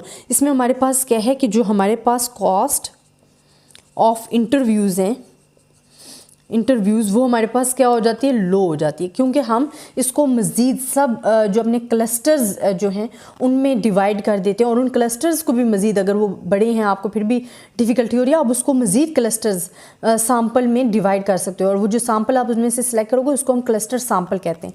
तो ये हमारे पास आ जाता है। फिर जो ट्रैवलिंग हमारे पास जो कॉस्ट आती है वो आपके पास क्या हो जाती है, कम हो जाती है, इसमें कम खर्च होती है, ठीक है, ये भी।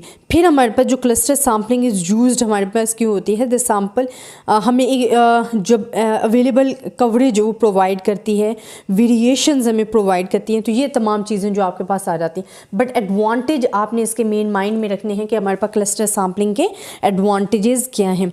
अच्छा, ये तो हमारे पास 2 टर्म मोर आ गए हैं जिसमें हमने सिस्टमैटिक रैंडम सैम्पल को डिस्कस किया और क्लस्टर रैंडम सैम्पलिंग को डिस्कस किया, उनके एडवांटेजेस को, उनकी डेफिनेशंस को, और उनकी एग्जांपल्स भी हमने लिए हैं कि हमें पता होना चाहिए कि क्लस्टर सैम्पलिंग बेसिकली है क्या और हम इसको कैसे डिवाइड करके कैसे उसको कवर कर सकते हैं।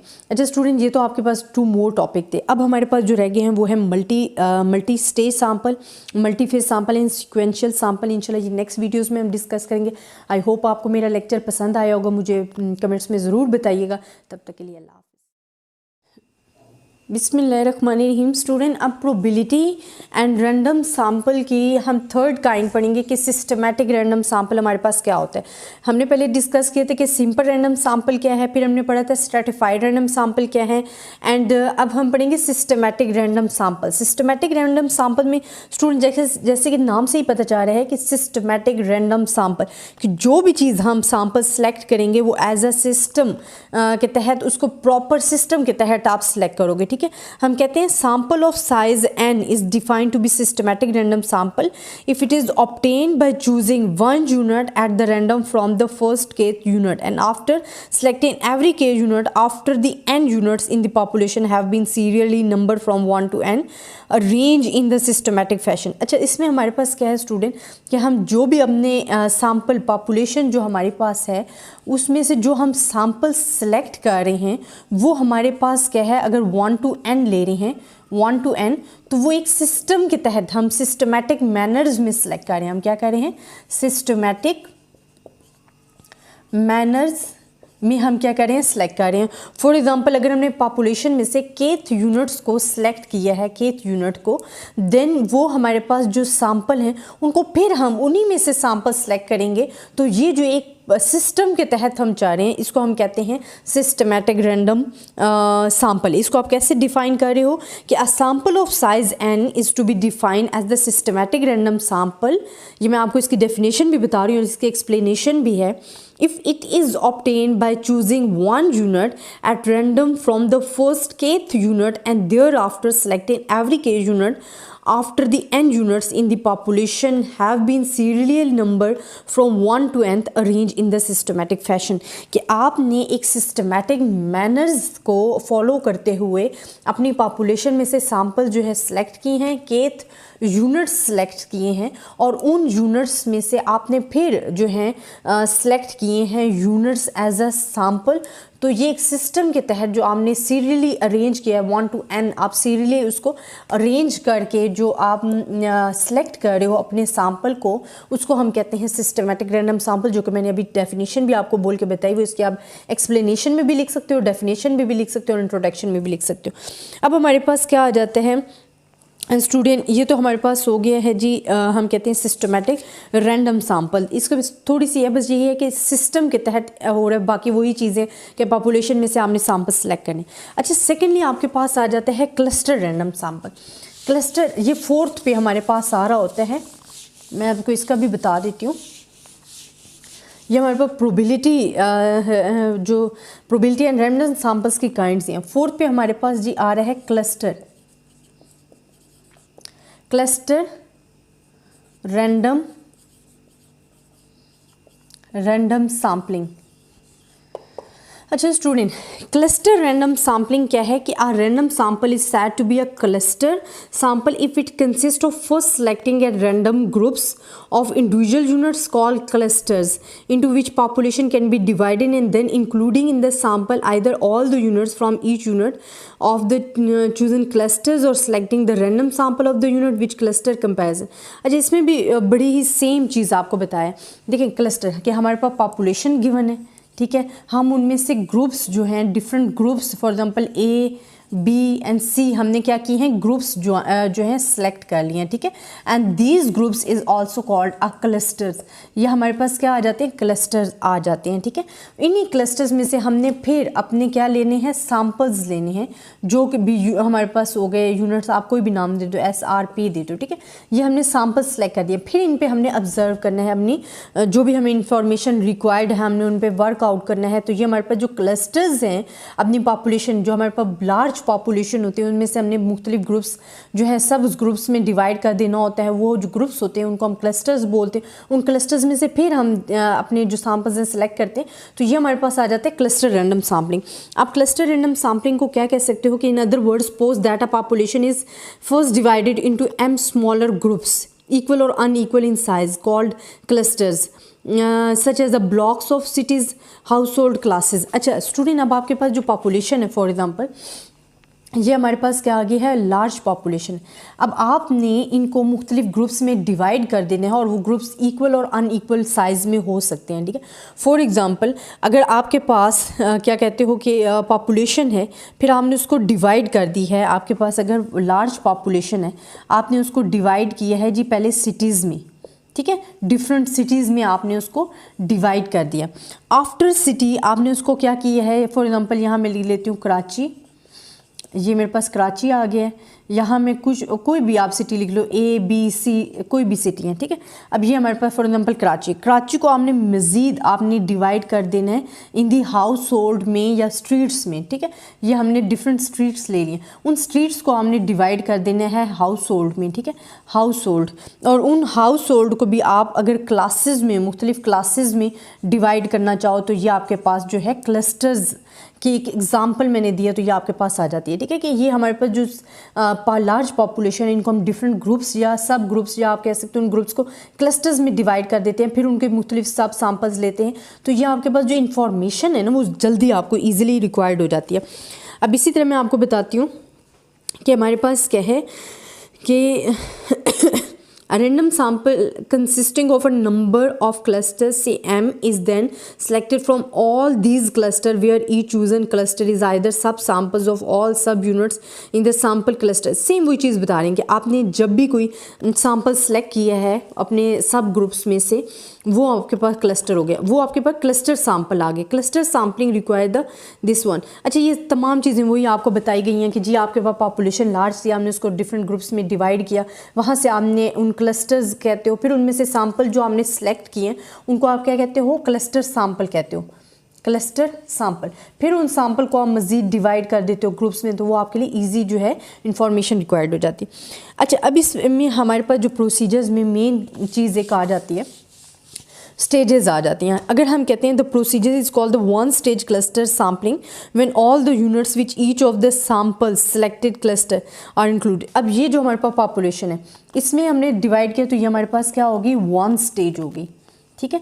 उन ग्रुप्स को मज़ीद हमने यूनिट्स में सैम्पल सेलेक्ट किए तो वो हमारे पास क्या होगी सेकेंड स्टेज होगी। एंड इसी तरह अगर मुख्तलिफ सैम्पल्स हमने लिए हैं तो उसको आप कहते हो मल्टी स्टेज, ठीक है। कि हमारे पास मुख्तलिफ स्टेजेस में अगर सेकेंड आपने स्टेज लिया है आपके पास सेकेंड आपने फिर सब क्लस्टर सैम्पल्स लिए हैं फिर आपने अगर मुख्तलिफ बहुत सारे लिए हैं तो उसको आप कहते हो मल्टी स्टेज, ठीक है। तो ये आपके पास आ जाता है।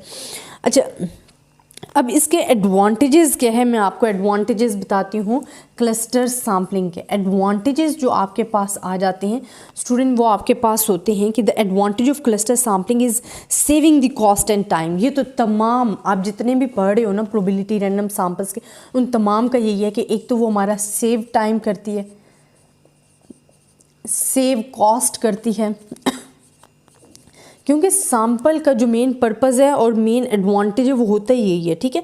फिर आपके पास क्या है, cost of sample selection and travel expenses of interviews are considerably low. इसमें हमारे पास क्या है कि जो हमारे पास कॉस्ट ऑफ इंटरव्यूज़ हैं, इंटरव्यूज़ वो हमारे पास क्या हो जाती है, लो हो जाती है, क्योंकि हम इसको मज़ीद सब जो अपने क्लस्टर्स जो हैं उनमें डिवाइड कर देते हैं, और उन क्लस्टर्स को भी मज़ीद अगर वो बड़े हैं आपको फिर भी डिफ़िकल्टी हो रही है, आप उसको मज़ीद क्लस्टर्स सैम्पल में डिवाइड कर सकते हो, और वो जो सैम्पल आप उसमें से सिलेक्ट करोगे उसको हम क्लस्टर सैम्पल कहते हैं।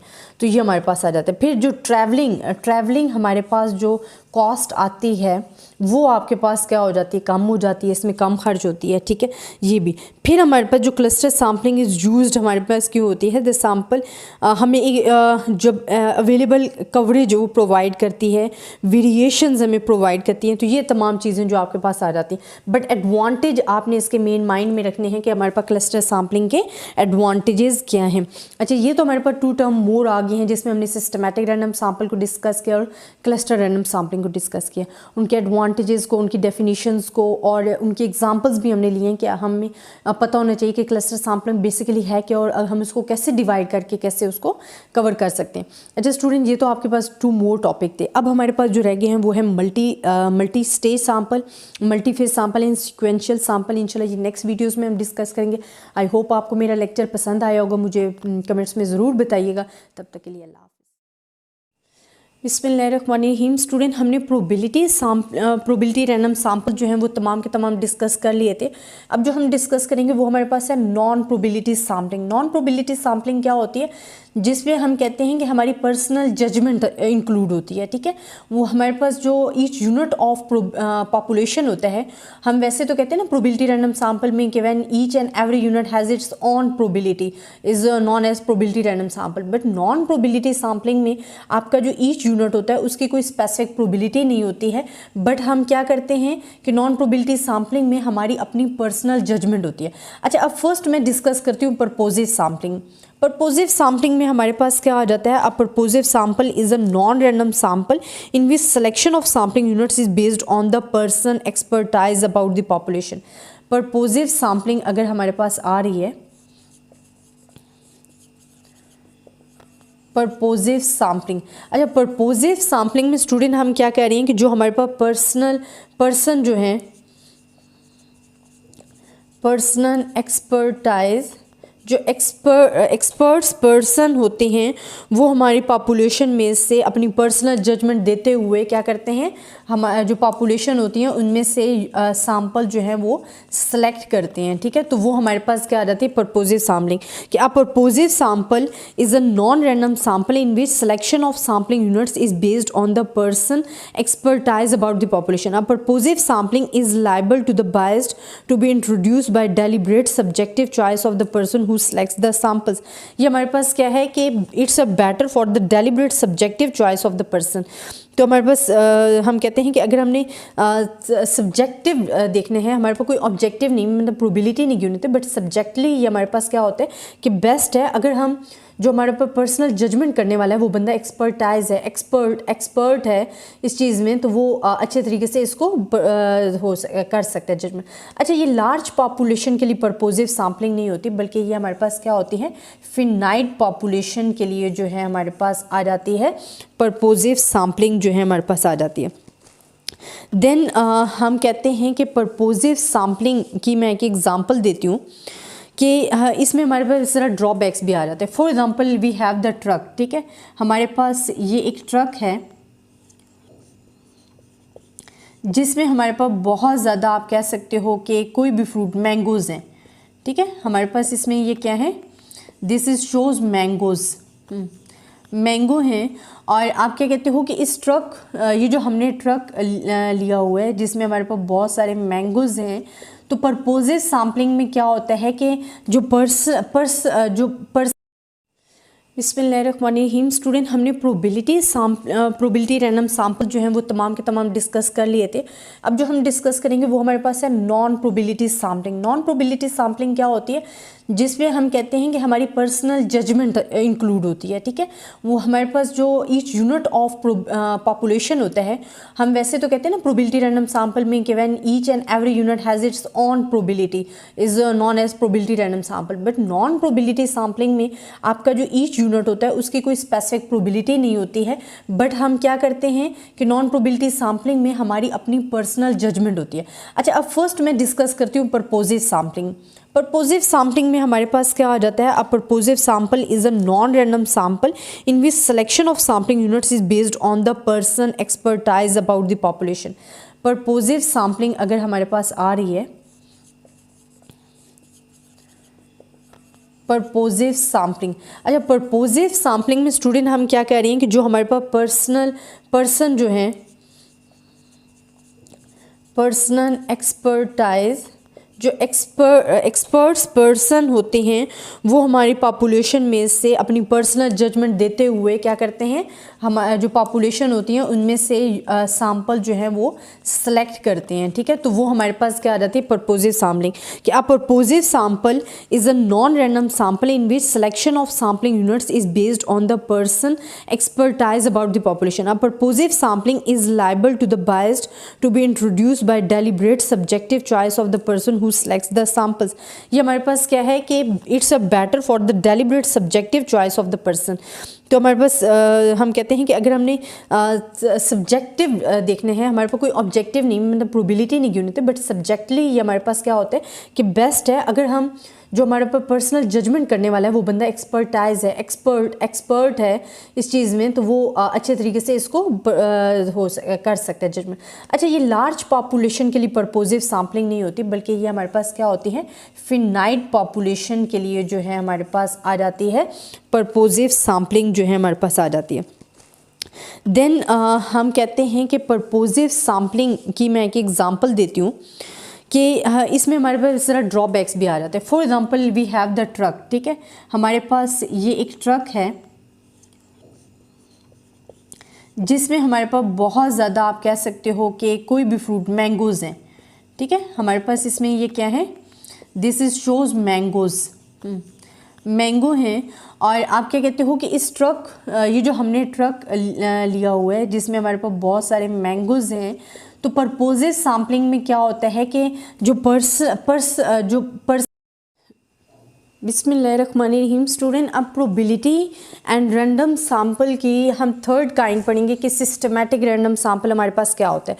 हमने पहले डिस्कस किए थे कि सिंपल रैंडम सैंपल क्या है, फिर हमने पढ़ा था स्ट्रैटिफाइड रैंडम सैंपल क्या है, एंड अब हम पढ़ेंगे systematic random sample. Systematic random sample में स्टूडेंट जैसे कि नाम से ही पता चल रहा है कि सिस्टमैटिक रैंडम सैंपल, कि जो भी चीज़ हम सैंपल सेलेक्ट करेंगे वो एज अ सिस्टम के तहत, उसको प्रॉपर सिस्टम के तहत आप सेलेक्ट करोगे। ठीक है, हम कहते हैं sample of size n is defined to be systematic random sample if it is obtained by choosing one unit at the random from the first k unit and after selecting every k unit after the n units in the population have been serially numbered from 1 to n arranged in the systematic fashion। अच्छा, इसमें हमारे पास क्या है student कि हम जो भी अपने सैंपल पॉपुलेशन जो हमारे पास है उसमें से जो हम सैंपल सेलेक्ट कर रहे हैं वो हमारे पास क्या है, अगर 1 to n ले रहे हैं, 1 to n, तो वो एक सिस्टम के तहत हम सिस्टमैटिक मैनर्स में सेलेक्ट कर रहे हैं। हम क्या कर रहे हैं? सिस्टमैटिक मैनर्स में हम क्या कर रहे हैं? सेलेक्ट कर रहे हैं। फॉर एग्जांपल, अगर हमने पॉपुलेशन में से केथ यूनिट्स को सिलेक्ट किया है, केथ यूनिट को, देन वो हमारे पास जो सैंपल हैं उनको फिर हम उन्हीं में से सैंपल सेलेक्ट करेंगे। तो ये जो एक सिस्टम के तहत हम चाह रहे हैं, इसको हम कहते हैं सिस्टमैटिक रैंडम सैंपल। इसको आप कैसे डिफाइन कर रहे हो कि a sample of size n is to be defined as the systematic random sample. ये मैं आपको इसकी डेफिनेशन भी बता रही हूँ, इसकी एक्सप्लेनेशन भी है। if it is obtained by choosing one unit at random from the first kth unit and thereafter selecting every k unit after the n units in the population have been serially numbered from 1 to nth arranged in the systematic fashion, कि आपने एक systematic manners को follow करते हुए अपनी population में से sample जो है सेलेक्ट किए हैं, केथ यूनिट्स सेलेक्ट किए हैं और उन यूनिट्स में से आपने फिर जो है सेलेक्ट किए हैं यूनिट्स एज अ सैंपल। तो ये एक सिस्टम के तहत जो आपने सीरियली अरेंज किया है 1 to n, आप सीरियली उसको अरेंज करके जो आप सेलेक्ट कर रहे हो अपने सैंपल को, उसको हम कहते हैं सिस्टमेटिक रैंडम सैंपल, जो कि मैंने अभी डेफिनेशन भी आपको बोल के बताई हुई। इसकी आप एक्सप्लेनेशन में भी लिख सकते हो, डेफिनेशन में भी लिख सकते हो और इंट्रोडक्शन में भी लिख सकते हो। अब हमारे पास क्या आ जाता है स्टूडेंट, ये तो हमारे पास हो गया है जी, हम कहते हैं सिस्टमेटिक रैंडम सैंपल। इसको थोड़ी सी है बस यही है कि सिस्टम के तहत हो रहा है, बाकी वही चीज़ें कि पॉपुलेशन में से आपने सैंपल सेलेक्ट करने। अच्छा, सेकेंडली आपके पास आ जाता है क्लस्टर रैंडम सैंपल। क्लस्टर ये फोर्थ पे हमारे पास आ रहा होता है, मैं आपको इसका भी बता देती हूँ। ये हमारे पास प्रोबेबिलिटी जो प्रोबेबिलिटी एंड रैंडम सैंपल्स की काइंड्स हैं। फोर्थ पे हमारे पास जी आ रहा है क्लस्टर रैंडम सैम्पलिंग। अच्छा स्टूडेंट, क्लस्टर रैंडम सैम्पलिंग क्या है कि a random sample is said to be a cluster sample if it consist of first selecting at random groups of individual units called clusters into which population can be divided and then including in the sample either all the units from each unit of the chosen clusters or selecting the random sample of the unit which cluster comparison। अच्छा, इसमें भी बड़ी ही same चीज़ आपको बताया।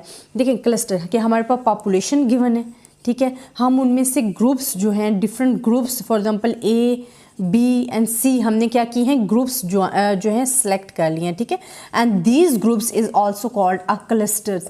ये हमारे पास क्या आ जाते हैं, क्लस्टर्स आ जाते हैं, ठीक है। इन्हीं क्लस्टर्स में से हमने फिर अपने क्या लेने हैं, सैम्पल्स लेने हैं, जो कि भी हमारे पास हो गए यूनिट्स, आप कोई भी नाम दे दो, SRP दे दो, ठीक है। ये हमने सैम्पल्स सेलेक्ट कर दिए, फिर इन पे हमने ऑब्जर्व करना है अपनी जो भी हमें इंफॉर्मेशन रिक्वायर्ड है, हमने उन पर वर्कआउट करना है। तो ये हमारे पास जो क्लस्टर्स हैं अपनी पॉपुलेशन, जो हमारे पास लार्ज पॉपुलेशन होती है उनमें से हमने मुख्तलिफ ग्रुप्स जो है सब उस ग्रुप्स में डिवाइड कर देना होता है। वो जो ग्रुप्स होते हैं उनको हम क्लस्टर्स बोलते हैं। उन क्लस्टर्स में से फिर हम अपने जो सैम्पल्स हैं सेलेक्ट करते हैं। तो ये हमारे पास आ जाते हैं क्लस्टर रैंडम सैम्पलिंग। आप क्लस्टर रैंडम सैम्पलिंग को क्या कह सकते हो कि in other words suppose that a population is first divided into m smaller groups equal or unequal in size called clusters such as the blocks of cities household classes। अच्छा student, अब आपके पास जो पॉपुलेशन है for example ये हमारे पास क्या आ गई है, लार्ज पॉपुलेशन। अब आपने इनको मुख्तलिफ ग्रुप्स में डिवाइड कर देने हैं और वो ग्रुप्स इक्वल और अनइक्वल साइज़ में हो सकते हैं, ठीक है। फॉर एग्जांपल अगर आपके पास क्या कहते हो कि पॉपुलेशन है, फिर आपने उसको डिवाइड कर दी है, आपके पास अगर लार्ज पॉपुलेशन है आपने उसको डिवाइड किया है जी पहले सिटीज़ में, ठीक है, डिफरेंट सिटीज़ में आपने उसको डिवाइड कर दिया। आफ्टर सिटी आपने उसको क्या किया है, फॉर एग्ज़ाम्पल यहाँ मैं लिख लेती हूँ कराची, ये मेरे पास कराची आ गया है। यहाँ में कुछ कोई भी आप सिटी लिख लो, A B C कोई भी सिटी है, ठीक है। अब ये हमारे पास फॉर एग्जांपल कराची को आपने मज़ीद आपने डिवाइड कर देना है इन दी हाउस होल्ड में या स्ट्रीट्स में, ठीक है। ये हमने डिफरेंट स्ट्रीट्स ले लिए, उन स्ट्रीट्स को हमने डिवाइड कर देना है हाउस होल्ड में, ठीक है, हाउस होल्ड। और उन हाउस होल्ड को भी आप अगर क्लासेस में मुख्तलिफ क्लासेस में डिवाइड करना चाहो तो ये आपके पास जो है क्लस्टर्स की एक एग्जाम्पल मैंने दिया तो ये आपके पास आ जाती है, ठीक है। कि ये हमारे पास जो लार्ज पॉपुलेशन है इनको हम डिफरेंट ग्रुप्स या सब ग्रुप्स या आप कह सकते हो उन ग्रुप्स को क्लस्टर्स में डिवाइड कर देते हैं, फिर उनके मुख्तलिफ सब सैम्पल्स लेते हैं। तो ये आपके पास जो इन्फॉर्मेशन है ना वो जल्दी आपको ईजिली रिक्वायर्ड हो जाती है। अब इसी तरह मैं आपको बताती हूँ कि हमारे पास क्या है कि a random sample consisting of a number of clusters say M is then selected from all these clusters where each chosen cluster is either subsamples of all subunits in the sample cluster। Same वही चीज़ बता रहे हैं कि आपने जब भी कोई sample select किया है अपने सब ग्रुप्स में से वो आपके पास क्लस्टर हो गया, वो आपके पास क्लस्टर सैम्पल आ गए। Cluster sampling require the this one. अच्छा ये तमाम चीज़ें वही आपको बताई गई हैं कि जी आपके पास पॉपुलेशन लार्ज थी, आपने उसको डिफरेंट ग्रुप्स में डिवाइड किया, वहाँ से आपने उन क्लस्टर्स कहते हो, फिर उनमें से सैम्पल जो आपने सेलेक्ट किए हैं उनको आप क्या कहते हो, क्लस्टर सैम्पल कहते हो, क्लस्टर सैंपल। फिर उन सैंपल को आप मज़ीद डिवाइड कर देते हो ग्रुप्स में, तो वो आपके लिए ईजी जो है इंफॉर्मेशन रिक्वायर्ड हो जाती है। अच्छा, अब इसमें हमारे पास जो प्रोसीजर्स में मेन चीज़ एक आ जाती है, स्टेजेस आ जाती हैं। अगर हम कहते हैं the procedure is called the one stage cluster sampling when all the units which each of the samples selected cluster are included. अब ये जो हमारे पास पॉपुलेशन है, इसमें हमने डिवाइड किया तो ये हमारे पास क्या होगी, वन स्टेज होगी। ठीक है, उन ग्रुप्स को मज़ीद हमने यूनिट्स में सैम्पल सेलेक्ट किए तो वो हमारे पास क्या होगी, सेकेंड स्टेज होगी। एंड इसी तरह अगर मुख्तलिफ सैम्पल्स हमने लिए हैं तो उसको आप कहते हो मल्टी स्टेज। ठीक है, कि हमारे पास मुख्तलिफ स्टेजेस में, अगर सेकेंड आपने स्टेज लिया आपके पास, सेकेंड आपने फिर सब क्लस्टर सैम्पल्स लिए हैं, फिर आपने अगर मुख्तलिफ बहुत सारे लिए हैं तो उसको आप कहते हो मल्टी स्टेज। ठीक है, तो ये आपके पास आ जाता है।